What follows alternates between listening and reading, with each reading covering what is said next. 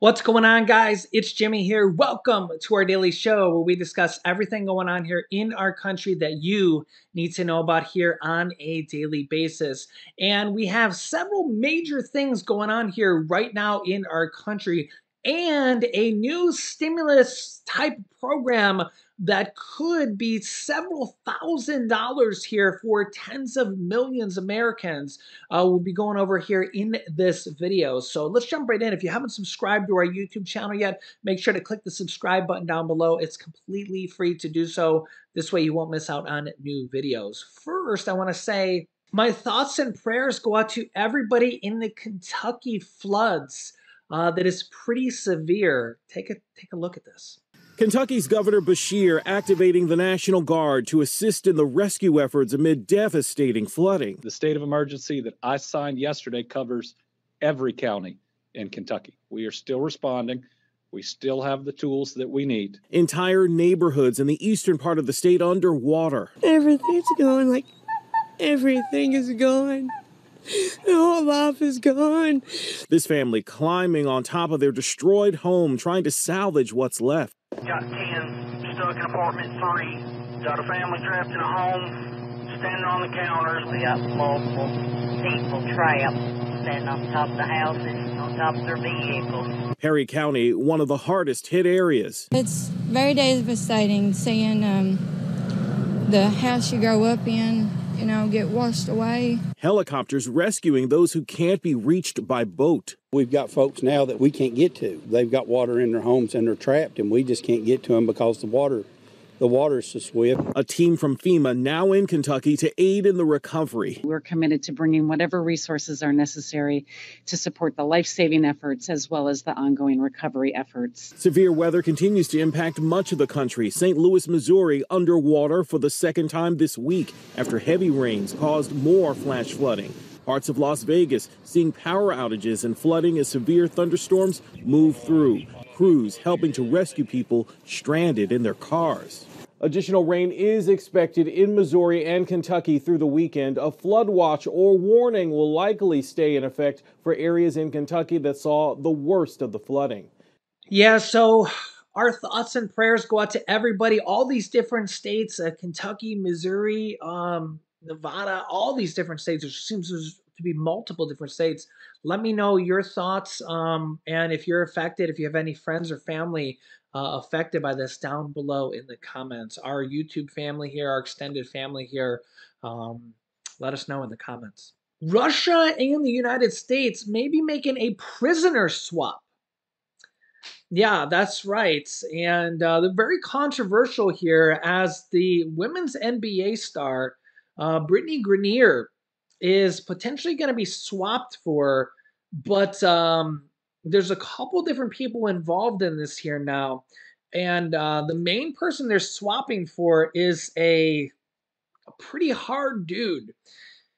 Yeah, he's, she's wow. It's just, like I said, it's very controversial here. Yeah, Russian government officials have requested that a former colonel from the country's domestic spy agency, who was convicted of murder in Germany last year, be added to the U.S. proposed swap of a notorious arms dealer as well for Brittany Grenier and Paul Whelan, multiple sources familiar with the discussions. The Russians communicated that the request to the U.S. earlier this month through an informal black channel used by the spy agency known as the FSB. They wanted Vadim Krasikov relieved in addition to Viktor Bout, who is a Russian's arm dealer and has the nickname as the Merchant of Death. Like I said, he's a pretty bad dude, and not in the goods, not in like the cool sense of the word either, right? This other guy, Krasikov, was convicted in December of murdering a former Chechen fighter in Berlin in 2019 and sentenced to life in prison. The request was seen as problematic for several reasons. Among them, that Krasikov remains in German custody. Number one, Number two, because the request was not formally communicated, but rather through the FSB back channel. The U.S. government did not view it as a legitimate counter to the U.S.'s offer, which was first revealed. But underscoring how determined the Biden administration has been to get the women's NBA star Grenier back and Whalen back to the U.S. officials did make quiet inquiries back to the Germans about whether they might be willing to include him in the trade. A senior German government source has said a U.S. official characterized the outreach as a status check on Krasikov. And now is where you can start to kind of see the motives of Russia and Putin, where they detained the women's NBA star Brittany Grenier for what would seem like a minor violation. She had the CBD with some paraphernalia in it, right? Which here in the U.S. would be a very minor violation, or in some states not even maybe a violation at all. Over there, it really should. It would be against the law, but it should be a minor violation, right? But they're potentially, what she said that she might never leave Russia, right? And this is really a political statement, right? And so the question here is that are they now going to do this with other even semi-famous Americans who go over there and never return them and use them as political prisoners to trade and get Russians out of jail, basically? Here's what, this is, I mean, even somebody like me, right? Not that I'm famous or anything, but I've had 400,000 subscribers here on YouTube, 175 million people, 175 million views on YouTube. I would not go to Russia, but I'm saying, like, just take somebody like me here on YouTube. Would they detain me in Russia for something, anything they could find, and then say, well, we're sentenced you to 20 years in prison for anything they could think up, right? And then basically use it to get a hardened arms dealer, prisoner, somebody who committed murder, right? Here's what the U.S. says, right?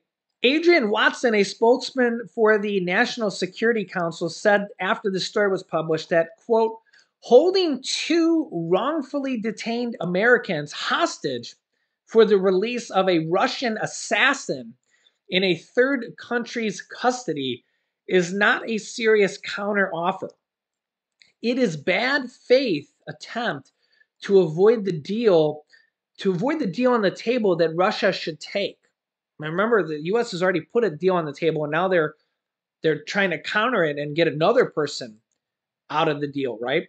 Asked for comment, the State Department said that in order to preserve the best opportunity for a successful outcome, we're not going to comment publicly on speculation. Secretary of State Antony Blinken said here on Wednesday that the U.S. had put a substantial proposal on the table weeks ago to facilitate Grenier and Whalen's release. He added that our government had communicated repeatedly and directly on that proposal. Yeah, so it's kind of a.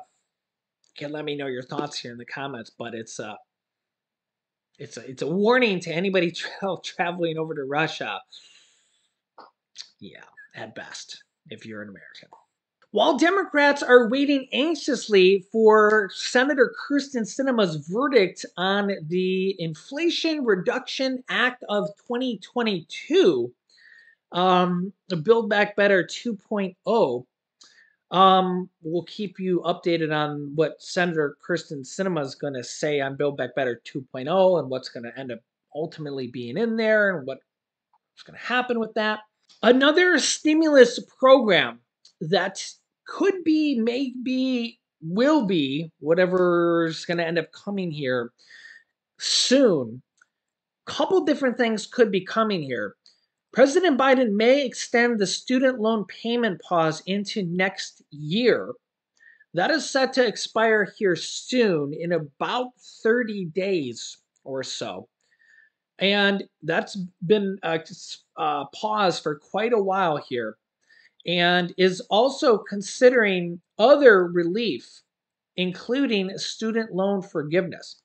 Remember that the average student loan payments are about $5,000 a year or more.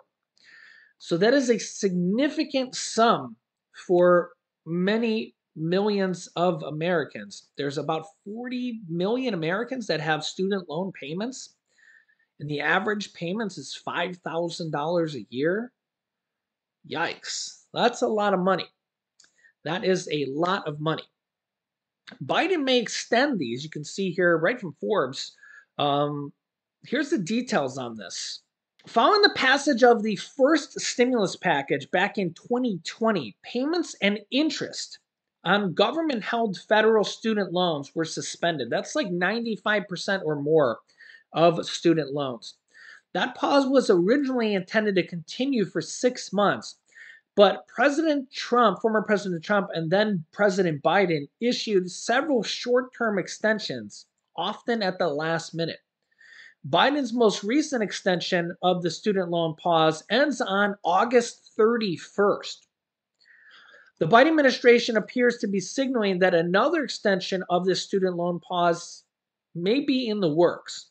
This week, the Education Department reportedly notified its contracted student loan servicers to not send out billing notices to borrowers, a sign that it does not anticipate asking borrowers for payments in the near future. So that is a good sign for people who have student loans, which is like 40 million or a little bit over 40 million Americans. It's a lot of adults, right? It's a lot of adults, and a lot of adults that may not even have degrees, right? This follows, or may have degrees, but may not be in that line of field, right?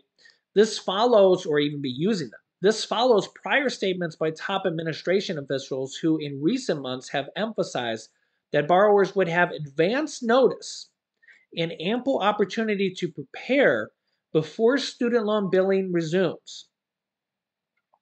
Recent reports indicate that Biden is considering extending the pause through at least the end of the year.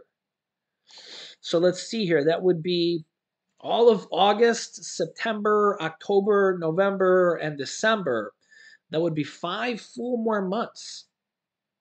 That would be at worst a good amount, right? 5 more months of not payments, no more interest.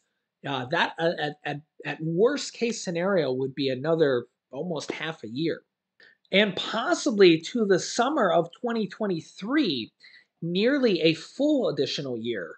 That would be really a blessing for a lot of people if that happens. I don't know if it's going to be that high, just because we haven't seen extensions that long previously.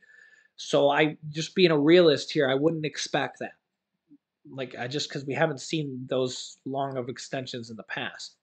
July 1st, 2023 is a key date for borrowers, as this would be the earliest that an overhaul of several federal student loan programs would be in effect.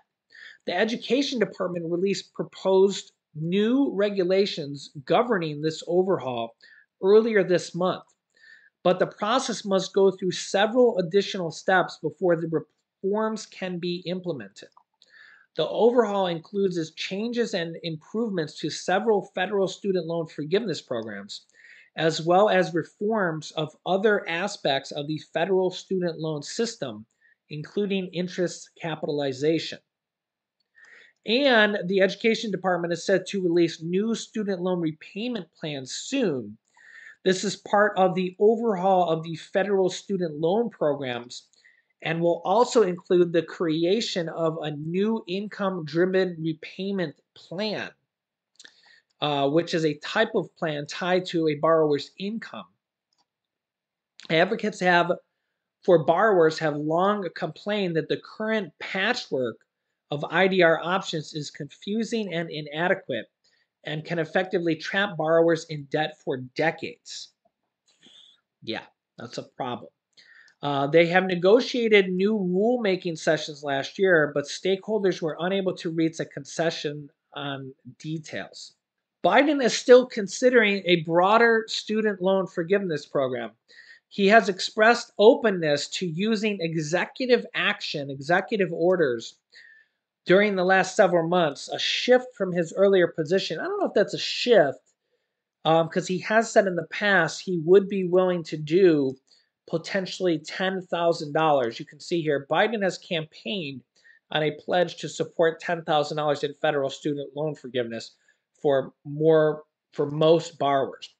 But he had been reluctant to use executive action to implement it, citing uncertainty about whether he had the legal authority to do so. Many experts think that he can do so.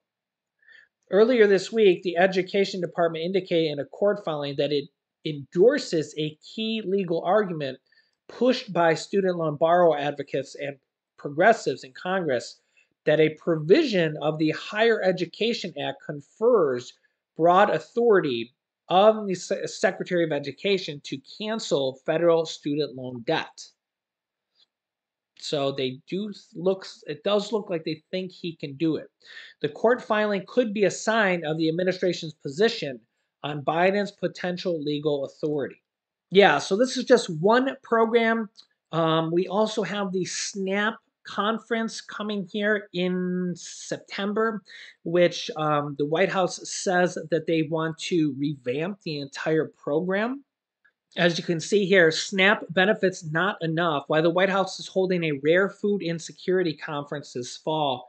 And this is the last time they actually held this conference was when SNAP benefits, or back then called food stamps, were actually created. So this could significantly increase food assistance benefits, SNAP benefits, food stamp benefits, whatever you want to call it. This also could make more people eligible. It also could maybe change the parameters.